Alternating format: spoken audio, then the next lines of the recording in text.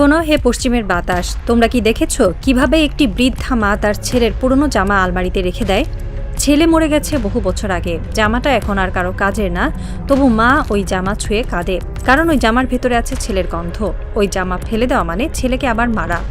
ইরানের মাটি তেমনি এক জামা। হাজার বছর ধরে কবি এসেছে, রাজা এসেছে, বোমা এসেছে, চুক্তি এসেছে, সবাই কিছু নিয়ে যেতে চেয়েছে। আলেকজান্ডার এসেছিল সোনার সিংহাসন নিয়ে যেতে, আরব সেনাপতিরা এসেছিল কোরআনের আলো ছড়াতে, মঙ্গলরা এসেছিল রক্তের বন্যায় ভাসাতে, ব্রিটিশ এসেছিল তেলের কূপ দখল করতে, আমেরিকা এসেছিল মিসাইল বসাতে।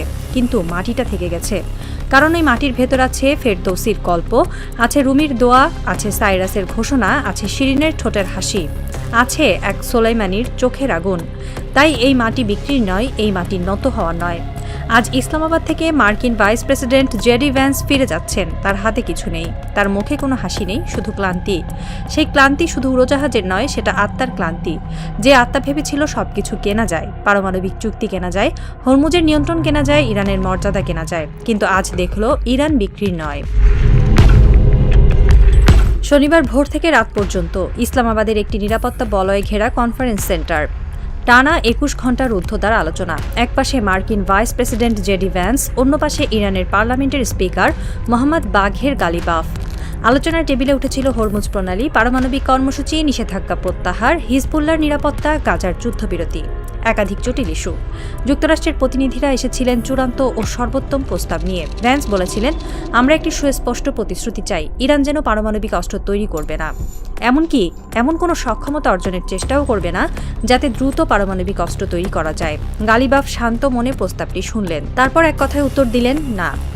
একটা না যার ভেতর ছিল হাজার বছরের প্রতিরোধের ইতিহাস। সেই নাটি এত শক্ত, এত পাহাড় সম যে পশ্চিমের সব কূটনীতিক হাঁপিয়ে উঠল। যুক্তরাষ্ট্রের চূড়ান্ত প্রস্তাবে আরও ছিল হরমুজ প্রণালীর উপর যুক্তরাষ্ট্রের নজরদারি বৃদ্ধি, ইরানের আঞ্চলিক মিত্রবাহিনীগুলোর নিরস্ত্রীকরণ, ইসরায়েলের নিরাপত্তার নিশ্চয়তা। ইরানের কাছে এগুলো ছিল অযৌক্তিক শর্ত। গালিবাফ সাফ জানিয়ে দেন, যুক্তরাষ্ট্র যুদ্ধে যা অর্জন করতে পারেনি আলোচনার টেবিলে তা দাবি করছে। এটা আত্মসমর্পণ, শান্তি চুক্তি নয়। বহুল প্রত্যাশিত সেই বৈঠক শেষ হলো কোনো চুক্তি ছাড়াই। খালি হাতে ইসলামাবাদ ছেড়েছেন জেডি ভ্যান্স। ইরানের প্রতিনিধিরাও ফিরে গেছেন তেহরানে, কিন্তু তারা ফিরেছেন জয়ের গর্বে, কারণ তারা প্রমাণ করেছেন ইরান নত হয় না। এই জেদ কোথা থেকে আসে জানো? এই জেদ কারবালার ময়দান থেকে আসে, যেখানে এক হাতের মুঠো মানুষ দাঁড়িয়েছিল হাজার হাজার সেনার সামনে। তাদের তীর ছিল কম, পানি ছিল না, চিৎকার করার গলাও ফুরিয়ে এসেছিল, তবু তারা বলেনি আমরা রাজি। তারা বলেছিল আমরা মরব, কিন্তু মাথা নত করব না। ইরানের প্রতিটি শিশু এই গল্প শুনে বড় হয়, প্রতিটি বৃদ্ধ এই গল্প বুকে ধারণ করে মরে। পৃথিবীর সবচেয়ে শক্ত জিনিস পাথর নয়, পৃথিবীর সবচেয়ে শক্ত জিনিস হচ্ছে ইরানের প্রতিরোধের জিদ। সাইরাস দ্য গ্রেট ২৫০০ বছর আগে মানবাধিকারের প্রথম সনদ ঘোষণা করেছিলেন। ফেরদৌসি হাজার বছর আগে লিখেছিলেন শাহনামা, যেখানে ইরানের বীরদের কাহিনী অমর করে রেখেছেন। রুমি লিখেছিলেন প্রেমের কবিতা, যা আজও পৃথিবী জয় করে। হাফিজ লিখেছিলেন গজল, যা আজও মানুষ পড়ে। ইরানের মাটিতে এসেছে আলেকজান্ডার, এসেছে মঙ্গল, এসেছে ব্রিটিশ, এসেছে আমেরিকা। সবাই ইরানকে নত করতে চেয়েছে, কেউ পারেনি। আলেকজান্ডার পারস্য জয় করেছিলেন, কিন্তু তার সেনাপতিরা ইরানি মেয়েদের বিয়ে করেছেন। মঙ্গল এসেছিল ধ্বংস করতে, কিন্তু শেষ পর্যন্ত ইসলাম গ্রহণ করেছে। ব্রিটিশ এসেছিল তেল লুট করতে, কিন্তু লজ্জায় দেশ ছেড়ে পালিয়েছে। আমেরিকা এসেছিল মিসাইল বসাতে, কিন্তু আজ তার ভাইস প্রেসিডেন্ট ফিরে যাচ্ছে খালি হাতে। ইরানের মাটি পবিত্র, এই মাটি ফেলে দেওয়া যায় না, কারণ এই মাটির ভেতর আছে শহীদদের রক্ত। কাশেম সোলাইমানি ইরানের সবচেয়ে প্রভাবশালী সামরিক কমান্ডার, যাকে ডোনাল্ড ট্রাম্প নিজ হাতে হত্যার নির্দেশ দিয়েছিলেন ২০২০ সালের ৩ জানুয়ারি। বাগদাদ বিমানবন্দরের কাছে মার্কিন ড্রোনের আঘাতে শহীদ হন সোলাইমানি। ট্রাম্প ভেবেছিলেন সোলাইমানি মারা গেলে ইরান দুর্বল হয়ে যাবে, তিনি ভুল করেছিলেন। সোলাইমানির রক্ত ইরানকে আরও শক্ত পাথরে পরিণত করেছে, তার মৃত্যু ইরানের প্রতিরোধের আগুনকে আরও জ্বালিয়ে দিয়েছে। ইসলামাবাদের আলোচনার টেবিলে যখন গালিবাফ বসেছিলেন, তার সামনে হয়তো ভেসে উঠেছে সোলাইমানির মুখ। সেই মানুষটি যিনি বলতেন, আমাদের পথ কারবালার পথ, সেখানে পানি নেই, তীর নেই, তবু আমরা দাঁড়িয়ে আছি, কারণ আমরা জানি সত্যের পথে মরতে জানাটাই সবচেয়ে বড় অস্ত্র। গালিবাফ হয়তো ভেবেছেন, আমরা যদি আজ হরমুজের নিয়ন্ত্রণ ছেড়ে দেই, তবে আগামীকাল ওরা আমাদের আকাশ দাবি করবে, পরশু আমাদের কোরআন, তারপর আমাদের ইতিহাস। ইরান আর ১ ইঞ্চি জমি ছাড়বে না। সোলাইমানির সেই চোখের আগুন আজও জ্বলে, জ্বলে তেহরানের প্রতিটি ঘরে, জ্বলে কোমের মসজিদে, জ্বলে মাশহাদের মাজারে। সেই আগুন কখনো নেভে না, কারণ সেই আগুনের ইন্ধন দেয় কারবালার ময়দান। ইসলামাবাদে আলোচনা ব্যর্থ হওয়ার খবর যখন তেহরানে পৌঁছল তখন রাস্তায় বিক্ষোভ হয়নি, কেউ প্ল্যাকার্ড হাতে নামেনি, কেউ চিৎকার করেনি, বরং হয়েছে নীরব প্রার্থনা। বৃদ্ধারা মসজিদে গিয়ে দোয়া করছেন, হে আল্লাহ, আমাদের এই জেদ রক্ষা করো, আমাদের মাটি রক্ষা করো, আমাদের মর্যাদা রক্ষা করো। যুবকরা মোবাইলের পর্দায় ইসলামাবাদের খবর দেখেছে, তাদের চোখে জল নেই, জল ফেলার সময় অনেক আগেই শেষ, তাদের চোখে আগুন। সেই আগুন ইসরায়েলের দিকে, আমেরিকার দিকে, সমস্ত জালেমের দিকে। হরমুজ প্রণালীতে তখন রাত গভীর। ইরানের বিপ্লবী গার্ডের নাবিকরা টহল দিচ্ছে, তারা জানেন আগামী দিনগুলো আরও কঠিন আসতে পারে। ট্রাম্প হয়তো হামলা চালাবেন, তাদের জাহাজ হয়তো ডুববে, তারা হয়তো শহীদ হবেন, কিন্তু তারা জানেন তাদের শহীদের রক্ত হরমুজের জলে মিশে আরও শক্ত প্রতিরোধ গড়ে তুলবে। একজন নাবিক ফিসফিস করে বলল, হরমুজ আমাদের প্রাণ, এই প্রাণ আমরা ছাড়ব না। ট্রাম্প যতই হুমকি দিক, আমরা দাঁড়িয়ে থাকব, কারণ আমরা জানি আমাদের পেছনে আছে পুরো ইরান, আছে কারবালার সেই জেদ। হরমুজের ঢেউ তখন আছড়ে পড়ছে, সেই ঢেউয়ের শব্দ যেন বলছে, ইরান তুমি জয়ী, তুমি প্রমাণ করেছ যারা নিজেদের মাটি রক্ষা করে তারা কখনো হারেনি। ইসলামাবাদের আলোচনা ব্যর্থ হওয়ার খবর লেবাননেও পৌঁছেছে। সেখানে হিজবুল্লাহর যোদ্ধারা আনন্দ করছে, তারা জানেন ইরান তাদের ছেড়ে কথা বলে না। গালিবাফ ওয়াশিংটনের ওই বৈঠকে স্পষ্ট জানিয়েছিলেন, হিজবুল্লাহ লেবাননের জনগণের অংশ, তাদের নিরাপত্তায় ইরানের নিরাপত্তা। লেবাননের দক্ষিণাঞ্চলে হিজবুল্লাহর যোদ্ধারা তখন গান গাইছে, তাদের গানের সুর ভেসে আসছে ইসরায়েলের সীমান্ত পর্যন্ত। তারা গাইছে, আমরা মরতে জানি, হারতে জানি না। ইসরায়েল তুমি যতই হামলা করো না কেন, আমরা দাঁড়িয়ে থাকব। একজন হিজবুল্লাহ কমান্ডার বলেছেন, আমাদের শক্তি অস্ত্রে নয়, আমাদের শক্তি আমাদের ইমানে। আমরা জানি আমরা সঠিক পথে আছি, আমরা জানি আমরা নিজেদের মাটি রক্ষা করছি, তাই আমরা কখনো হারব না। ইরান যেমন হারেনি, আমরাও হারব না। লেবাননের সাধারণ মানুষও হিজবুল্লাহর পাশে আছে। বৈরুতের রাস্তায় মানুষ মিছিল করেছে, তারা পোস্টার হাতে নিয়ে বলছে, হিজবুল্লাহ আমাদের গর্ব, ইরান আমাদের গর্ব, ইসরায়েল তুমি যাও, আমরা ভয় পাই না। এই জনসমর্থনই হিজবুল্লাহর সবচেয়ে বড় শক্তি। আমেরিকা যতই হুমকি দিক, ইসরায়েল যতই হামলা চালাক, হিজবুল্লাহ দমে যাবে না, কারণ তাদের পেছনে দাঁড়িয়ে আছে ইরান, আর ইরানের পেছনে দাঁড়িয়ে আছে কারবালার সেই জেদ। শোনো হে পশ্চিমের বাতাস, তোমরা কি বোঝো ইরান নুয়ে পড়ার দেশ নয়। ইরান মাথা নত করে শুধু আল্লাহর সামনে, বাকি সবাই তোমরা দাঁড়িয়ে থাকো পাশে অথবা চলে যাও, ইরানের কিছু এসে যায় না। তোমরা তোমাদের অস্ত্রের মালা গলায় জড়িয়ে নাও, তোমরা তোমাদের জাহাজ সাজাও, তোমরা তোমাদের হুমকি উড়িয়ে দাও আকাশে। ইরানের মাটি সেদিকে তাকায়ও না, কারণ ইরানের চোখে শুধু আল্লাহ। ইরানের সামনে শুধু কারবালার ময়দান, সেখানে মরার শিক্ষাও দেয়া হয়, নত হওয়ার শিক্ষা নয়। পৃথিবীর সবচেয়ে শক্ত জিনিস পাথর নয়, পৃথিবীর সবচেয়ে শক্ত জিনিস হলো ইরানের প্রতিরোধের জিদ। সেই জিদ পাথর চূর্ণ করতে পারে, সেই জিদ পর্বত গলাতে পারে, সেই জিদ ইতিহাস বদলে দিতে পারে। আজ মার্কিন প্রেসিডেন্ট ফিরে যাচ্ছেন খালি হাতে, তার হাতে কিছুই নেই, তার মুখে কোনো হাসি নেই। তিনি ফিরে যাবেন ট্রাম্পকে রিপোর্ট দিতে। স্যার, ইরান নত হয়নি। ট্রাম্প হয়তো ক্ষেপণাস্ত্র বাড়ানোর নির্দেশ দেবেন, কিন্তু ইরান আবার দাঁড়াবে, আবার বলবে আমরা মরব, কিন্তু মাথা নত করব না। ইতিহাসের পাতা উল্টাও, দেখবে কত সেনাপতি এসেছে ইরানে, কত বাদশাহ এসেছে, কত বোমা এসেছে, সবাই চলে গেছে, শুধু ইরান থেকে গেছে, পাহাড়ের মতো, হরমুজের ঢেউয়ের মতো, কারবালার জিদের মতো। আলেকজান্ডার ভেবেছিল পারস্য শেষ, মঙ্গল ভেবেছিল ইরান ধ্বংস, ব্রিটিশ ভেবেছিল তেল লুট করে দেশ ছাড়বে, আমেরিকা ভেবেছিল মিসাইল বসিয়ে ইরানকে নত করবে। সবাই ব্যর্থ হয়েছে, ইরান আজও দাঁড়িয়ে। আজ ইসলামাবাদের আলোচনায় ইরান আবারও প্রমাণ করলো ইরান বিক্রির নয়, ইরান নত হওয়ার দেশ নয়। ইরান মাথা নত করে শুধু আল্লাহর সামনে সিজদায়, যেখানে ফোরহেড মাটি ছোঁয় আর মন ছোঁয় অসীমকে। তোমার সামনে নয়, কখনো নয়। একটা দিন আসবে, হয়তো ট্রাম্প চলে যাবে হোয়াইট হাউস থেকে, হয়তো অন্য কেউ আসবে, কিন্তু ইরান একাই থাকবে, পাহাড়ের মতো, হরমুজের ঢেউয়ের মতো, কারবালার জিদের মতো। আর সেই দিন পর্যন্ত ইরান বলবে, আমি আছি, আমি ছিলাম, আমি থাকবো, ইরান অমর। তোমরা তোমাদের জাহাজ ফিরিয়ে নাও সাগর থেকে, ইরানের কিছু এসে যায় না। ইসলামাবাদের কনফারেন্স রুম এখন ফাঁকা, টেবিলের উপর ফেলে যাওয়া কাগজগুলো লুটে নিচ্ছে কর্মচারীরা। মার্কিন ভাইস প্রেসিডেন্টের বহর চলে গেছে দিগন্তের দিকে। ইরানের প্রতিনিধিরা ফিরে গেছেন তেহরানে, হাতে খালি ট্রে সই, কিন্তু মনে এক অটুট বিশ্বাস।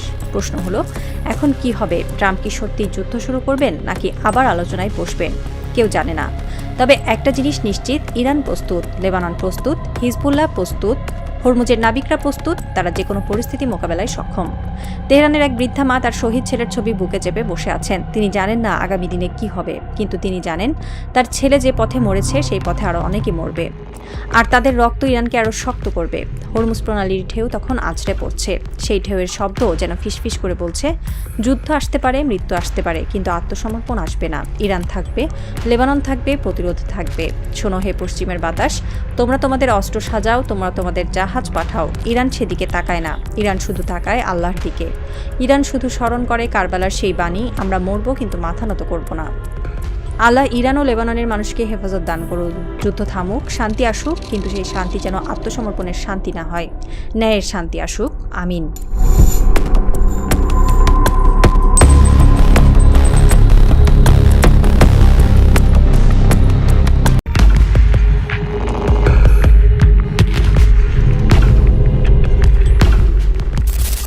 পাকিস্তানের মধ্যস্থতায় চলমান আলোচনার মধ্যেও সব ধরনের প্রস্তুতির জন্য প্রস্তুত রয়েছে ইরান, এমনটি জানিয়েছেন আন্তর্জাতিক বিশ্লেষকরা। ইসলামাবাদে গত সপ্তাহের আলোচনা ব্যর্থ হওয়ার পর বুধবার 15 এপ্রিল পাকিস্তানের সেনাপ্রধান জেনারেল আসিম মুনিরের তেহরান সফরকে কেন্দ্র করে পারমাণবিক ইস্যুতে বড় ধরনের অগ্রগতির আভাস পাওয়া যাচ্ছে। Centre for Middle East strategic স্টাডিজের senior fellow Abbas Aslani Al জাজিরাকে জানান, যুক্তরাষ্ট্র যদি সত্যিই কোনো চুক্তিতে পৌঁছাতে চায় তবে তেহরান স্বচ্ছতা বজায় রাখতে তৈরি। তাই এই খাতে অগ্রগতির খবর আসা অবাক হওয়ার মতো কিছু নয়। আলোচনায় কিছুটা অগ্রগতির খবর পাওয়া গেলেও তেহরান এখনো পুরোপুরি আশাবাদী হতে পারছে না। এর প্রধান কারণ হিসেবে নতুন করে ইরানি ব্যক্তি ও প্রতিষ্ঠানের উপর মার্কিন নিষেধাজ্ঞা এবং বন্দরগুলোতে চলমান নৌ অবরোধকে দায়ী করছেন বিশ্লেষকরা। আব্বাস আসলানি বলেন, দুই দেশের মধ্যে গভীর অবিশ্বাস রয়ে গেছে। যুক্তরাষ্ট্র একদিকে আলোচনার কথা বলছে, অন্যদিকে অর্থনৈতিক ও সামরিক চাপ বজায় রাখছে।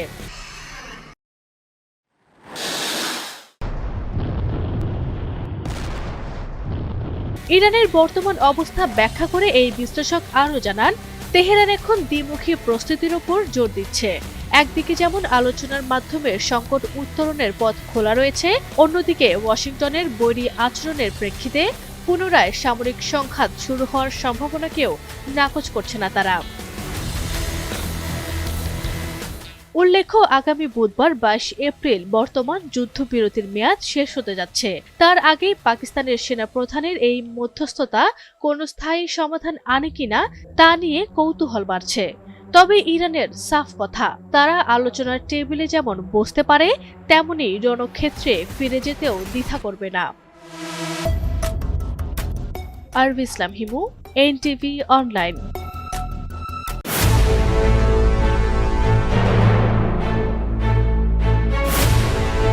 از اینکه در غزه 50-60 انسان رو ইরানের হয়ে নীরবে যুদ্ধ করে যাচ্ছে চীন। আকাশে চীনের নজরদারি আর মাটিতে ইরানের আঘাত, এই দুইয়ের সমন্বয়ে কি বদলে যাচ্ছে ইরান, ইসরায়েল ও যুক্তরাষ্ট্রের যুদ্ধের গতিপথ? মধ্যপ্রাচ্যের উত্তপ্ত পরিস্থিতিতে নতুন এক সমীকরণ সামনে এসেছে। বিশ্লেষকদের দাবি, সরাসরি যুদ্ধে না নামলেও চীন প্রযুক্তির মাধ্যমে ইরানকে দিচ্ছে বড় সহায়তা, বিশেষ করে স্যাটেলাইট নজরদারি, যা এখন যুদ্ধের মোড় ঘুরিয়ে দিতে পারে মুহূর্তেই। ডিফেন্স সিকিউরিটি এশিয়ার তথ্যমতে ডিফেন্স বিশ্লেষকরা বলছেন, চীনের উন্নত নজরদারি স্যাটেলাইট ব্যবহার করে শত্রুপক্ষের সামরিক ঘাঁটি, অস্ত্র মোতায়েন, এমনকি সেনা চলাচলের তথ্য সংগ্রহ করছে ইরান। এই স্যাটেলাইট ব্যবহার করে উচ্চ রেজলিউশনের ছবির মাধ্যমে সহজেই শনাক্ত করা যাচ্ছে রানওয়ে, অস্ত্রভান্ডার এবং সামরিক যানবাহনের অবস্থান। শুধু তাই নয়, একই স্থানে ধারাবাহিক ছবি বিশ্লেষণ করে বুঝে ফেলা যাচ্ছে কোথায় প্রতিরক্ষা দুর্বল আর কোথায় বাড়ছে সেনা উপস্থিতি। আর এইসব তথ্য পুঙ্খানুপুঙ্খভাবে বিশ্লেষণ করেই ইরান চালাচ্ছে নির্ভুল মিসাইল ও ড্রোন হামলা। বিশ্লেষকদের মতে, স্যাটেলাইট ইন্টেলিজেন্স ব্যবহারের ফলে যুদ্ধক্ষেত্রে অনেক বেশি কৌশলী অবস্থানে রয়েছে তেহরান। আগে যেখানে সরাসরি গোয়েন্দা তথ্য সংগ্রহে ছিল ঝুঁকি, এখন মহাকাশ থেকে নিরাপদে পাওয়া যাচ্ছে সব তথ্য। ফলে দ্রুত সিদ্ধান্ত, কম সময়ে হামলা এবং ক্ষয়ক্ষতি কমানো সবই হচ্ছে আরও কার্যকরভাবে। ডিফেন্স সিকিউরিটি এশিয়ার এই প্রতিবেদনে আরও বলা হয়েছে, মধ্যপ্রাচ্যের বিভিন্ন মার্কিন সামরিক ঘাঁটি, বিশেষ করে সৌদি আরব, জর্ডান ও বাহরাইনের স্থাপনাগুলোও ছিল এই নজরদারির আওতায় এবং যে কোনো সময় আনা হতে পারে বড় ধরনের হামলা। সব মিলিয়ে আধুনিক যুদ্ধ আর শুধু স্থলভাগের লড়াইয়ে সীমাবদ্ধ নেই। মহাকাশ থেকেই নির্ধারণ হচ্ছে কোথায় আঘাত হানতে হবে আর কোথায় প্রতিরক্ষা সবচেয়ে দুর্বল। এখন বড় প্রশ্ন, ভবিষ্যতের যুদ্ধে আসল শক্তি কি আর শুধু অস্ত্রশক্তি, নাকি তথ্য প্রযুক্তি আর নজরদারির আধিপত্যই নির্ধারণ করবে জয় পরাজয়? এই বাস্তবতায় চীন ও ইরানের প্রযুক্তিগত সমন্বয় নতুন করে ভাবাচ্ছে ডোনাল্ড ট্রাম্প সহ পুরো মার্কিন প্রশাসনকে।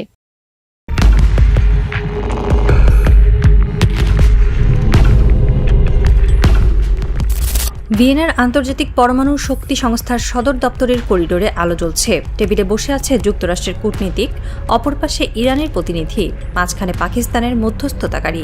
আলোচনার বিষয় ইরানের 60% বেশি সমৃদ্ধ ইউরেনিয়াম।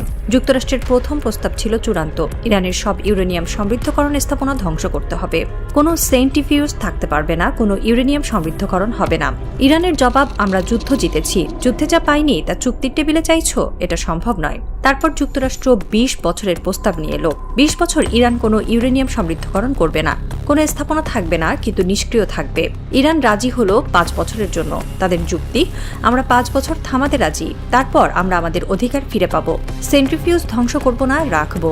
দুই পক্ষের মধ্যে ব্যবধান 15 বছর। এই ব্যবধান পূরণ হতে পারত যদি না ইসরায়েল আপত্তি জানাতো। ইসরায়েলি গোয়েন্দা সংস্থা মোসাদ জানিয়েছিল ইরানের 5 বছর পর আবার শুরু করলে তখন থামানো আর সম্ভব হবে না। আলোচনা ভেস্তে গেল। ইউরেনিয়াম ইস্যু অমীমাংসিত রইল, কিন্তু এই ভেস্তে যাওয়ার মধ্যেই নতুন এক প্রস্তাব এসেছে রাশিয়া থেকে।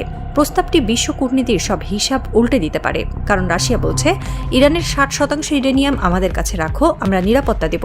এই প্রস্তাব ইরানের জন্য যেমন গ্রহণযোগ্য, তেমনি যুক্তরাষ্ট্রের জন্য বিষ সম, কারণ যুক্তরাষ্ট্র চায় ইউরেনিয়াম নিজেদের কাছে রাখতে অথবা ধ্বংস করতে। রাশিয়ার হাতে ইউরেনিয়াম মানে মস্কোর হাতে আরও অস্ত্র, আর ট্রাম্প সেটা মেনে নিতে রাজি নন।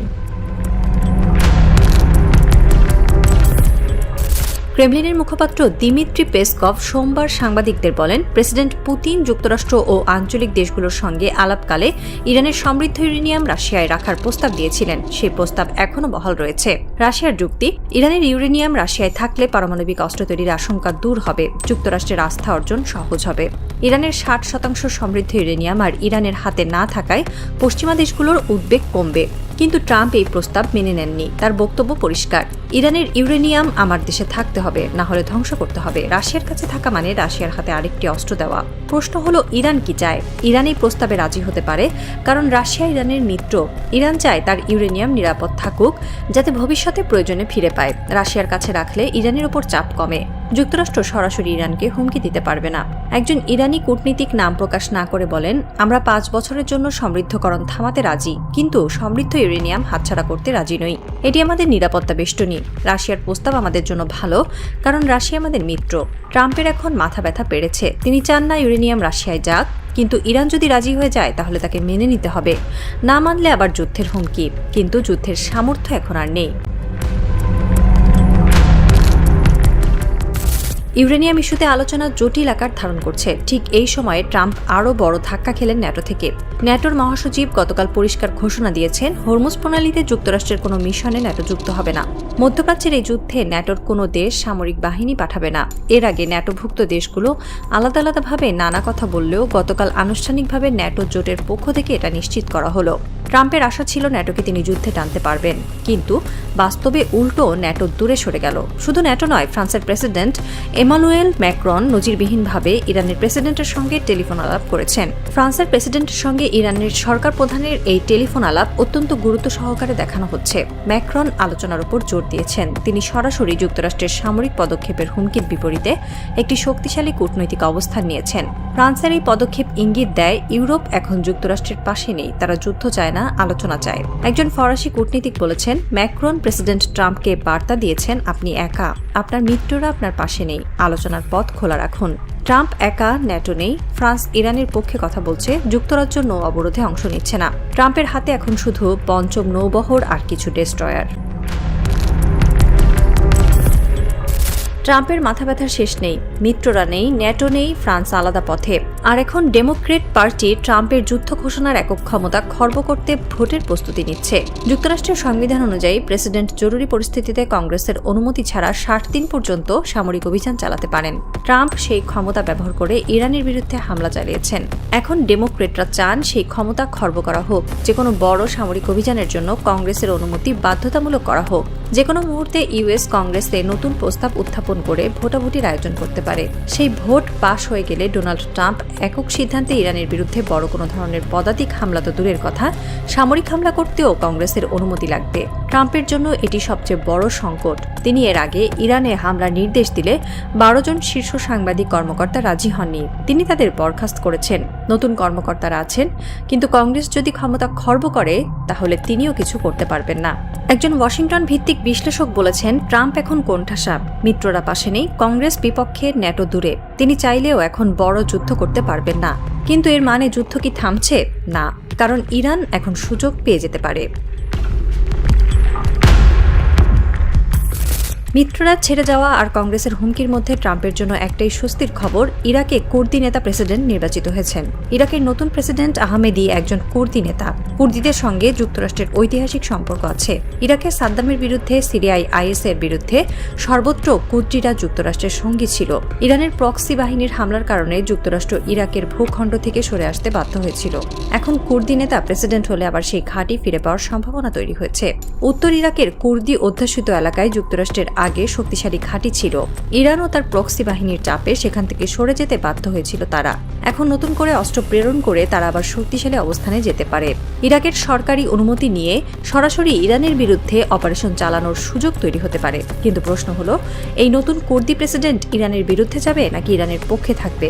উত্তর এখনো অজানা, কারণ ইরানের সঙ্গেও কুর্দিদের সম্পর্ক জটিল। ইরানের ভেতরেও কুর্দি জনগোষ্ঠী আছে।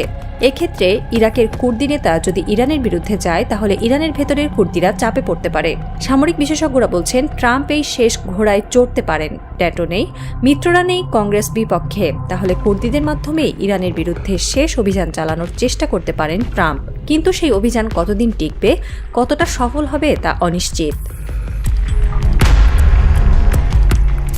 ওয়াশিংটনে ট্রাম্প বসে আছেন, তার সামনে কংগ্রেসের ভোটের হুমকি, ন্যাটোর না, ফ্রান্সের ম্যাক্রনের ফোন, রাশিয়ার প্রস্তাব আর ইরানের অনড় অবস্থান। তিনি নীরব।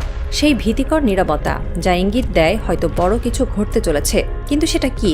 কুর্দি ঘাঁটি ফিরে পাওয়া, না শেষ মুহূর্তের হামলা? পারমাণবিক দাবা খেলায় ট্রাম্পের ঘোড়াগুলো একে একে সরে গেছে। ন্যাটো নেই, মিত্ররা নেই, কংগ্রেস বিপক্ষে, রাশিয়া ইরানের পক্ষে। ট্রাম্পের রাজা এখন একা। ইরানের উল্টো দিকে সাজানো সব ঘুঁটি, রাশিয়ার প্রস্তাব, ফ্রান্সের কূটনীতি, চীনের নীরব সমর্থন। এই খেলায় কে জিতছে এখনই বলা যাবে না। কিন্তু এতটুকু নিশ্চিত, ইরান তার ইউরেনিয়াম হাতছাড়া করবে না। ইরান মাথা নত করবে না। ইরান শুধু একবার মাথা নত করে, সিজদায় আল্লাহর সামনে, ট্রাম্পের সামনে নয়, কখনো নয়। পৃথিবীর সবচেয়ে শক্ত জিনিস পাথর নয়, পৃথিবীর সবচেয়ে শক্ত জিনিস ইরানের প্রতিরোধের জিদ। আর সেই জিদের সামনে ট্রাম্পের সব পরিকল্পনা ধুলোয় মিশে যাচ্ছে। অপেক্ষার প্রহর শেষ। হয় ট্রাম্প মানবেন, নয় যুদ্ধ শুরু হবে। কিন্তু যুদ্ধ শুরু করলেও শেষ কি হবে? ইরান তো আর ভিয়েতনাম না, ইরান আফগানিস্তান না। ইরান ইরান, আর ইরান মানে প্রতিরোধ।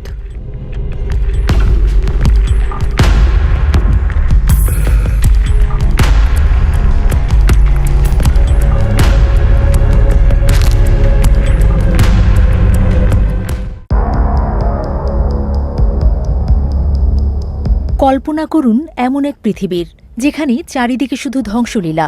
পারমাণবিক বোমার আঘাতে ধুলোয় মিশে গেছে আধুনিক সভ্যতা। স্থলভাগের সমস্ত যোগাযোগ বিচ্ছিন্ন, কমান্ড সেন্টারগুলো ধ্বংসস্তূপ। এমন এক চরম মহাপ্রলয়ের দিনেও কি কেউ থাকবে নিরাপদ?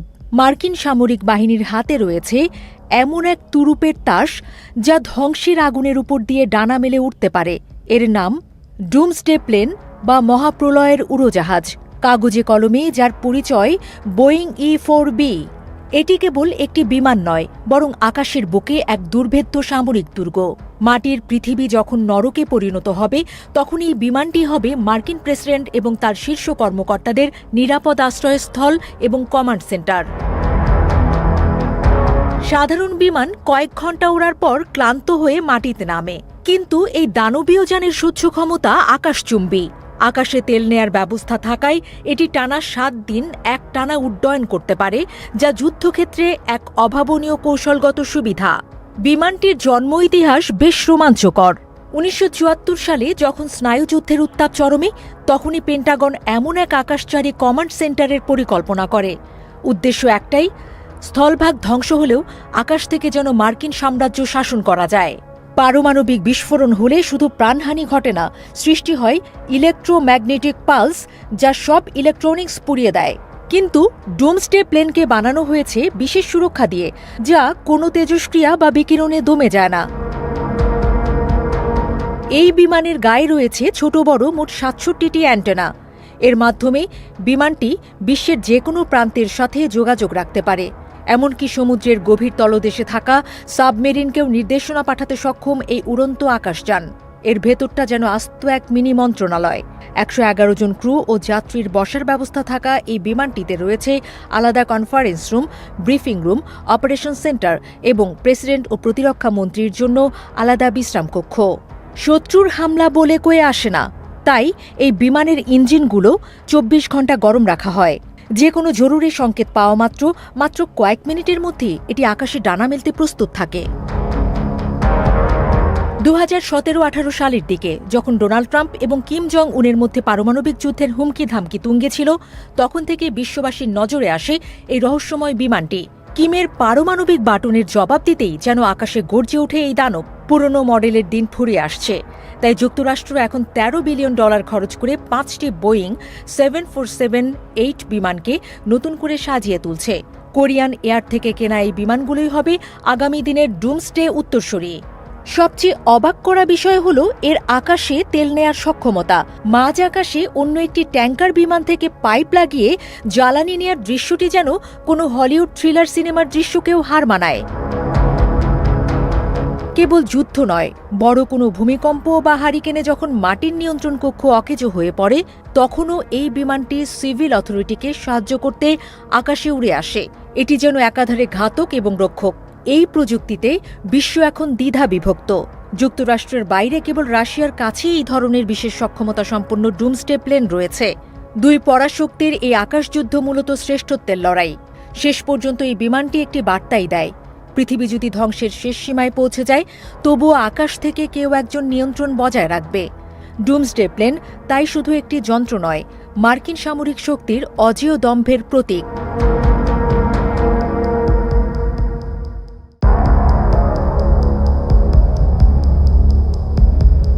পাকিস্তানের ইসলামাবাদে হওয়া আমেরিকা ও ইরানের মধ্যকার শান্তি আলোচনা ভেস্তে গেছে। ফলে যে কোনো মুহূর্তে আবারও মুখোমুখি সংঘাতে জড়াতে পারে আমেরিকা ও ইরান। প্রথম দফায় সংঘর্ষে অপূরণীয় ক্ষতি সত্ত্বেও সুপার পাওয়ার আমেরিকাকে পাল্টা নাস্তানুবোধ করেছে তেহরান। আর তেহরানের মুহুর্মুহু মিসাইল ও ড্রোন হামলায় মধ্যপ্রাচ্যে থাকা 17টি মার্কিন ঘাঁটি এখন ধ্বংসস্তূপ। ফলে ইরান যুদ্ধে বিপুল লোকসানের মুখে পড়েছে ওয়াশিংটন। সেই তুলনায় কম ক্ষয়ক্ষতির শিকার হয়েছে ইসরায়েল। দ্য ইউরেশিয়ান টাইমসের প্রতিবেদন অনুযায়ী গত এপ্রিলের প্রথম সপ্তাহ পর্যন্ত ইরান যুদ্ধে ফাইটার জেট, বেশ কয়েকটি মাঝ আকাশে জ্বালানি ভরার ট্যাঙ্কার বিমান, ক্ষেপণাস্ত্র হামলায় সক্ষম ড্রোন ও কয়েক কোটি মূল্যের আকাশ প্রতিরক্ষা সিস্টেমের রাডার হারিয়েছে মার্কিন বাহিনী।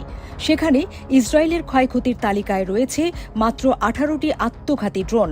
শুধু তাই নয়, এখন পর্যন্ত ইসরায়েলের একটি ফাইটার জেটকেও ভূপাতিত করতে পারেনি তেহরান। অবশ্য মধ্যপ্রাচ্যের যুদ্ধে লোকসানের অঙ্ক সরকারিভাবে প্রকাশ করেনি মার্কিন প্রতিরক্ষা সদর দফতর পেন্টাগন। তবে এই যুদ্ধে আমেরিকার একটি পঞ্চম প্রজন্মের স্টিলথ শ্রেণীর F-35 লাইটনিং II এবং চতুর্থ প্রজন্মের অন্তত 7 থেকে 8টি F-15 স্ট্রাইক ইগল লড়াকু জেট ধ্বংস হয়েছে। এছাড়া ইরান যুদ্ধের ট্যাঙ্ক ও সাঁজোয়া গাড়ি ধ্বংসকারী একটি A-10 থান্ডারবোল্ট II যুদ্ধবিমান এবং মাঝ আকাশে জ্বালানি ভরার 6টি KC-135 ট্যাঙ্কার বিমান হারিয়েছে আমেরিকা। পাশাপাশি তাদের 17টি MQ-9 রিপার ড্রোনকেও মাঝ আকাশে ধ্বংস করে তেহরানের ইসলামিক বিপ্লবী গার্ড IRGC। এছাড়া হরমুজ প্রণালীতে টহলদারির সময় রহস্যজনকভাবে মার্কিন নৌবাহিনীর একটি MQ-4C ট্রিটন নজরদারি ড্রোন গায়েব হয়ে গেছে। আমেরিকার বহরে থাকা বিভিন্ন ড্রোনের মধ্যে MQ-4C ট্রিটন সবচেয়ে দামি। এর একটি ইউনিটের নির্মাণ খরচ প্রায় $20 কোটি। পারস্য উপসাগর ও হরমুজ প্রণালীতে ঘণ্টা 3 নজরদারি চালানোর পর ড্রোনটি ইতালির সিগোনেলা নৌঘাঁটিতে ফিরছিল, কিন্তু তার আগেই রহস্যজনকভাবে সেটি উধাও হয়ে যায়। তবে ড্রোনটি ভেঙে পড়েছে নাকি গুলি করে সেটিকে নামানো হয়েছে তা স্পষ্ট নয়। এদিকে যুদ্ধের শুরুর দিকে আরব দেশগুলোতে মোতায়েন থাকা আমেরিকার 4টি থার্ড আকাশ প্রতিরক্ষা ব্যবস্থা এবং কয়েক কোটি ডলারের একটি ANFPS-132 block 5 upgraded early warning রেডারকে উড়িয়ে দেয় IRGC। এর পাশাপাশি একটি E-3 সেন্ট্রি অ্যাওয়াক্স উড়ন্ত রেডার ধ্বংস হয়। অন্যদিকে এলবিট হার্মিস 450/900 এবং IAI হেরনের মতো 18টা ধীরগতির ড্রোন হারিয়েছে ইসরায়েল। এছাড়া ইসরায়েলি ভূখণ্ডে দাঁড়িয়ে থাকা অবস্থায় 3টি বেসামরিক বিমানকেও ধ্বংস করেছে IRGC। বিশ্লেষকদের দাবি, ইরান যুদ্ধে ইসরায়েলের তুলনায় মার্কিন সামরিক সম্পদ বেশি ধ্বংস হওয়ার নেপথ্যে একাধিক কারণ রয়েছে। প্রথমত, ইসরায়েলি বিমান বাহিনী ইলেকট্রনিক লড়াইয়ে বেশি পটু, ফলে ইরানের ছোড়া ক্ষেপণাস্ত্র ও ড্রোন অকেজো হয়ে ফেলায় মুনশিয়ানা আছে তাদের। অন্যদিকে আমেরিকার পাইলটদের বারবার তেহরানের পাতা ফাঁদে পা দিতে দেখা গেছে। শুধু তাই নয়, কিছু ক্ষেত্রে নিজেদের জেট নিজেরাই ধ্বংস করেছে যুক্তরাষ্ট্র। ফলে ইরান যুদ্ধে ইসরায়েলের চেয়ে আমেরিকার বেশি ক্ষয়ক্ষতি হয়েছে বলে মনে করা হচ্ছে।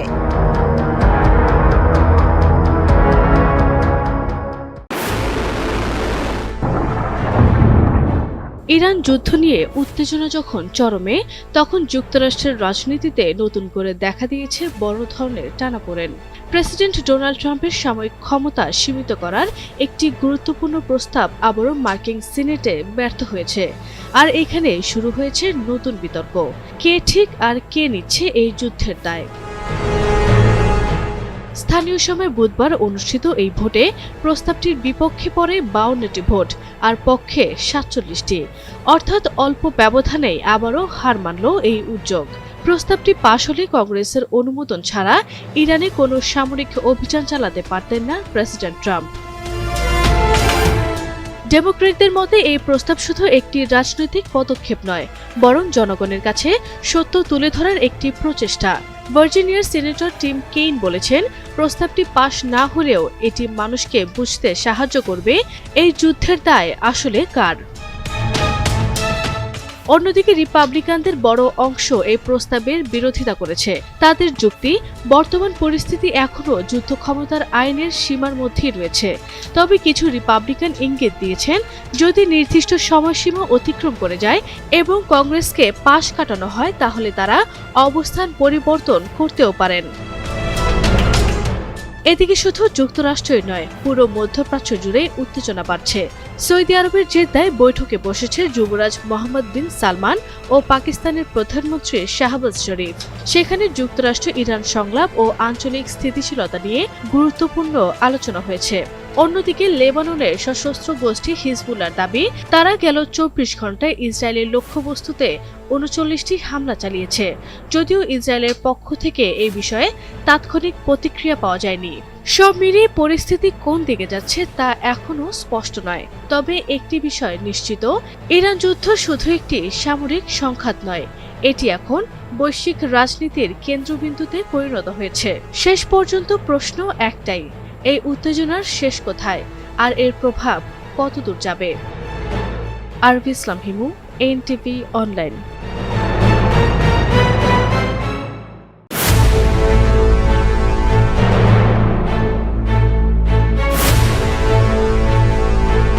যুক্তরাষ্ট্র ও ইরানের মধ্যে চলমান আলোচনা ব্যর্থ হওয়ার আশঙ্কা ঘিরে মধ্যপ্রাচ্যে নতুন করে উদ্বেগ তৈরি হয়েছে।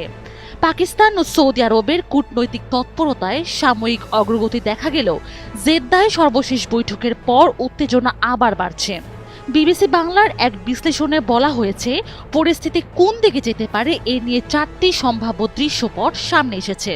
বর্তমান যুদ্ধবিরতিকে অনেকেই প্রকৃত শান্তি নয়, বরং নতুন করে সামরিক প্রস্তুতি নেওয়ার সুযোগ হিসেবে দেখছেন। 2 সপ্তাহের এই বিরতিকে স্থায়ী সমাধান না ভেবে একটি সাময়িক কৌশলগত বিরতি বলা হচ্ছে, কারণ তাদের শর্তগুলো স্পষ্ট নয় এবং 2 পক্ষের মধ্যে গভীর অবিশ্বাস রয়েছে। তাই এই বিরতি দীর্ঘদিন টিকবে এমন সম্ভাবনা কম। বরং এই সময়টাকে উভয় পক্ষই নিজেদের সামরিক শক্তি ও পরিকল্পনা আরও শক্তিশালী করার কাজে ব্যবহার করছে বলে ধারণা করা হচ্ছে। আরএফএল এসডব্লিউআর পাইপই মাপে যা বলে তাই দেয়। RFL SWR pipe and fittings. সবচেয়ে সম্ভাব্য চিত্র হিসেবে সরাসরি যুদ্ধের বদলে ছায়াযুদ্ধ চলতে পারে বলে মনে করা হচ্ছে, অর্থাৎ দুই দেশ মুখোমুখি লড়াইয়ে না গিয়ে তাদের মিত্র বা প্রক্সি গোষ্ঠীর মাধ্যমে ইরাক, ইয়েমেন বা লোহিত সাগর এলাকায় প্রভাব বাড়ানো ও ছোটখাটো হামলা চালিয়ে যেতে পারে। তবে এই ধরনের পরোক্ষ সংঘাতও নিরাপদ নয়। সামান্য ভুল সিদ্ধান্ত বা হিসাবের গড়মিল থেকে পরিস্থিতি হঠাৎ বড় যুদ্ধেও রূপ নিতে পারে। পাকিস্তানে আনুষ্ঠানিক আলোচনা সফল না হলেও কূটনৈতিক যোগাযোগ পুরোপুরি থেমে যায়নি। কাতার, ওমান ও সৌদি আরবের মতো দেশগুলো এখনো আড়ালে থেকে সমঝোতার চেষ্টা চালিয়ে যেতে পারে। তবে সমস্যা হলো দুই পক্ষের অবস্থানের মধ্যে এখনো বড় পার্থক্য রয়ে গেছে। যুক্তরাষ্ট্রের কঠোর শর্ত আর ইরানের অবস্থান এক জায়গায় আসছে না, তাই দ্রুত কোনো সমাধান হবে এমন আশা প্রায় অনিশ্চিত। আরেকটি সম্ভাব্য পরিস্থিতি হলো হরমুজ প্রণালীতে নৌ অবরোধ বা কড়া সামুদ্রিক নিয়ন্ত্রণ। এতে যুক্তরাষ্ট্র ইরানের তেল রপ্তানি কমিয়ে অর্থনৈতিক চাপ বাড়ানোর চেষ্টা করতে পারে এমন আলোচনা রয়েছে। তবে এর প্রভাব শুধু ইরানের মধ্যে সীমিত থাকবে না, চীন সহ বিশ্বজুড়ে জ্বালানি বাজারেও বড় চাপ পড়তে পারে। পাশাপাশি এমন পদক্ষেপ নিলে মার্কিন নৌবাহিনীও সরাসরি ঝুঁকির মুখে পড়ার আশঙ্কা রয়েছে। সব মিলিয়ে পরিস্থিতি এখন অনিশ্চয়তার দোলাচলে রয়েছে। যুদ্ধ, ছায়াযুদ্ধ কিংবা কূটনীতি, সব পথই এখনো খোলা। তবে সামান্য ভুল সিদ্ধান্ত বড় সংঘাতে রূপ নিতে পারে যে কোনো সময়। তাই মধ্যপ্রাচ্যের ভবিষ্যৎ নির্ভর করছে সতর্ক কূটনীতি ও নিয়ন্ত্রিত পদক্ষেপের উপর। Sanjida Afrin, NTV online.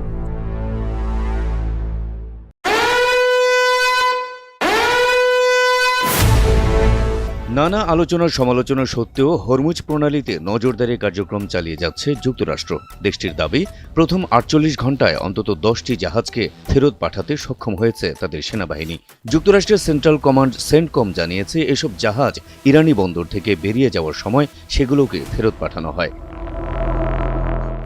তবে সেন্টকমের এই দাবির সঙ্গে কিছু ভিন্ন বাস্তবতাও রয়েছে।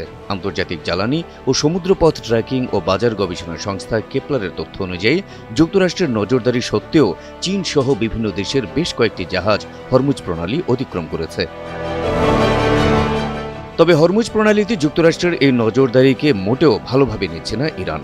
ইরানের নতুন সর্বোচ্চ নেতা মুজতবা আলী খামেনির সামরিক উপদেষ্টা মোহসিন রেজাই হুঁশিয়ারি দিয়ে বলেছেন, কৌশলগতভাবে গুরুত্বপূর্ণ সমুদ্রপথ হরমুজ প্রণালীতে যদি যুক্তরাষ্ট্র পুলিশের ভূমিকা পালন করতে চায়, তবে সেখানে মার্কিন জাহাজগুলোকে ডুবে দেওয়া হবে। মোহসিন রেজাই সতর্ক করে বলেন, আপনাদের নজরদারি করা জাহাজগুলো আমাদের প্রথম ক্ষেপণাস্ত্রের আঘাতেই ডুবতে পারে। ইরানের রাষ্ট্রীয় টিভিতে মোহসিন রেজাই প্রশ্ন রেখে বলেন, আপনি হরমুজ প্রণালীতে পুলিশ হতে চান, এটা কি আপনার কাজ? এটা কি যুক্তরাষ্ট্রের মতো শক্তিশালী একটি সামরিক বাহিনীর কাজ? এর আগে ইরানের বন্দরগুলোর উপর যুক্তরাষ্ট্রের জারি করা নৌ অবরোধ অব্যাহত থাকলে শুধু লোহিত সাগরই নয়, পারস্য উপসাগর এবং ওমান উপসাগরেও সব ধরনের বাণিজ্য অচল করে দেওয়া হবে বলে হুঁশিয়ারি দিয়েছে ইরান। এদিকে হরমুজ প্রণালী উন্মুক্ত রাখা আন্তর্জাতিক সম্প্রদায়ের একনিষ্ঠ দাবি বলে মন্তব্য করেছে চীন। বুধবার রাতে ইরানের পররাষ্ট্রমন্ত্রী আব্বাস আরাকচির সঙ্গে এক ফোনালাপে চীনের পররাষ্ট্রমন্ত্রী ওয়াং ই এ আহ্বান জানান। তিনি বলেন, হরমুজ প্রণালীর উপকূলীয় দেশ হিসাবে ইরানের সার্বভৌমত্ব, নিরাপত্তা ও ন্যায়সঙ্গত অধিকারের প্রতি সম্মান জানানো উচিত। তবে একই সঙ্গে এই প্রণালীতে জাহাজ চলাচলের স্বাধীনতা ও নিরাপত্তা নিশ্চিত করা জরুরি বলেও মন্তব্য করেন তিনি। এদিকে চীনের এই আহ্বানের জবাবে শান্তিপূর্ণ আলোচনার মাধ্যমে একটি যৌক্তিক ও বাস্তবসম্মত সমাধান খুঁজতে আগ্রহী বলে জানিয়েছেন ইরানের পররাষ্ট্রমন্ত্রী Abbas Araghchi. Habib Rasel, NTV online.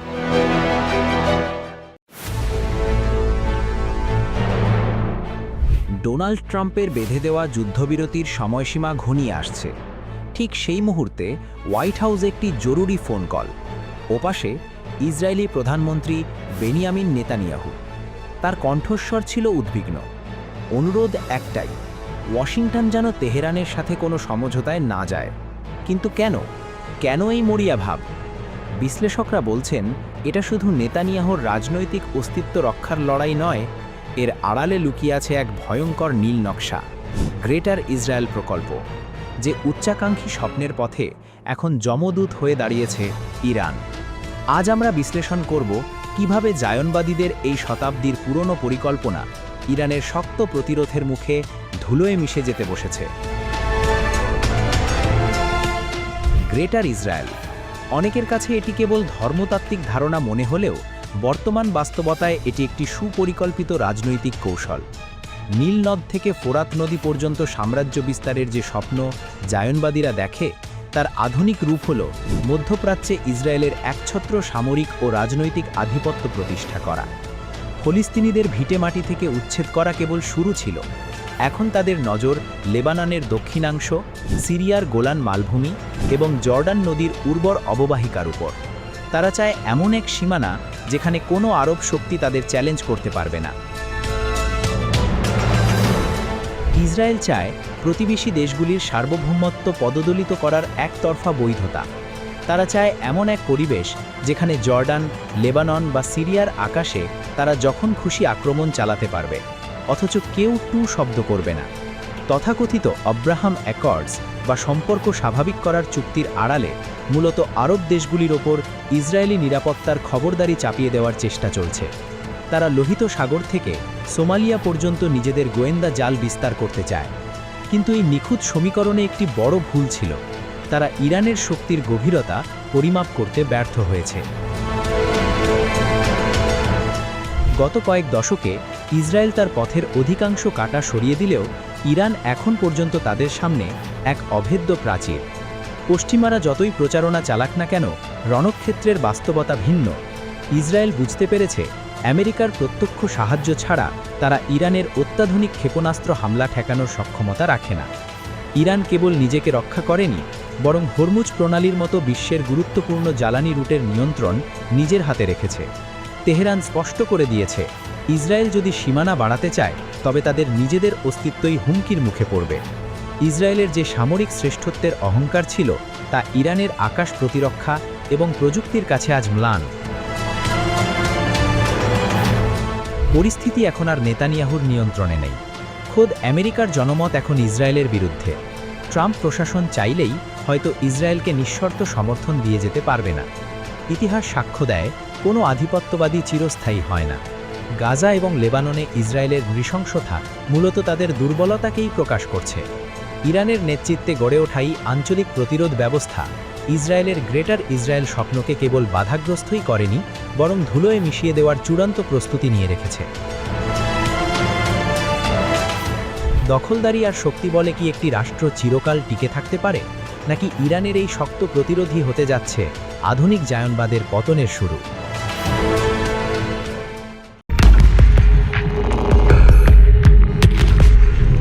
Israel ও লেবাননের নেতাদের মধ্যে বৃহস্পতিবার 16 এপ্রিল গুরুত্বপূর্ণ একটি ফোনালাপ অনুষ্ঠিত হতে যাচ্ছে, এমনটি জানিয়েছেন মার্কিন প্রেসিডেন্ট ডোনাল্ড ট্রাম্প। দীর্ঘ প্রায় 34 বছর পর এই প্রথমবারের মতো দুই দেশের শীর্ষ নেতাদের মধ্যে সরাসরি আলোচনা হতে যাচ্ছে, যা আন্তর্জাতিক অঙ্গনে নতুন করে কৌতূহল তৈরি করেছে। নিজের সামাজিক যোগাযোগ মাধ্যম ট্রুথ সোশ্যালে দেয়া এক পোস্টে এই তথ্য জানিয়েছেন ট্রাম্প। তিনি জানান, ইসরায়েল ও লেবাননের মধ্যকার উত্তেজনা কিছুটা কমানোর লক্ষ্যেই এই উদ্যোগ নেওয়া হয়েছে। দীর্ঘদিন ধরে দুই দেশের মধ্যে কোনো সরাসরি যোগাযোগ ছিল না। প্রায় 3 দশকেরও বেশি সময় পর সেই স্থবিরতা ভাঙতে যাচ্ছে। আল জাজিরার প্রতিবেদনে বলা হয়েছে, ইরানকে ঘিরে চলমান উত্তেজনার প্রেক্ষাপটে ইসরায়েল ও লেবাননের মধ্যে সংঘাত আরও তীব্র আকার ধারণ করে। লেবাননের সশস্ত্র গোষ্ঠী হিজবুল্লাহ দাবি করেছে, তারা ইসরায়েলের উপর হামলা চালিয়েছে ইরানের সর্বোচ্চ নেতা আয়াতুল্লাহ আলী খামেনির হত্যাকাণ্ডের প্রতিশোধ হিসাবে। পাশাপাশি 2024 সালের নভেম্বরে হওয়া যুদ্ধবিরতির চুক্তি ইসরায়েল বারবার লঙ্ঘন করায় এর প্রতিবাদ হিসাবেও এসব হামলা চালানো হয়েছে বলে জানিয়েছে তারা। পরিস্থিতির ভয়াবহতা আরও বাড়িয়েছে হতাহতের সংখ্যা। গেল 2 মার্চের পর থেকে ইসরায়েলি হামলায় লেবাননে 2000-এরও বেশি মানুষ নিহত হয়েছেন। বাস্তুচ্যুত হয়েছেন প্রায় 12 লাখ মানুষ। দক্ষিণ লেবাননে ইসরায়েলি বাহিনী এরই মধ্যে স্থল অভিযান শুরু করেছে, যার লক্ষ্য অতিরিক্ত ভূখণ্ড দখল ও একটি বাফার জোন তৈরি করা।